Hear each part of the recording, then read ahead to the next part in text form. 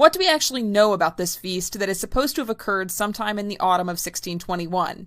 It turns out not much, actually. There's very little detail in the written records, because no one at the time really ascribed much importance to the event as far as their written records were concerned. Holding a feast around harvest time wasn't very unusual. This was a typical thing done by most farming communities. The starvation and death of the previous winter would have made a feast celebrating their good fortune even more appealing at this point. Here's what the surviving written record of the Plymouth colony says about this first Thanksgiving. William Bradford writes in Of Plymouth Plantation, "They began now to gather in the small harvest they had, and to prepare their houses for the winter, being well recovered in health and strength, and plentifully provisioned. For while some had been thus employed in affairs away from home, others were occupied in fishing for cod, bass, and other fish, of which they had caught a good quantity, every family having their portion.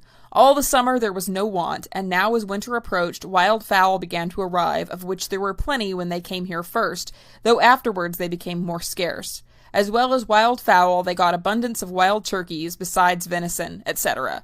Each person had about a peck of meal a week, or now, since harvest, Indian corn in that proportion, and afterward many wrote at length about their plenty to their friends in England. Not feigned, but true reports."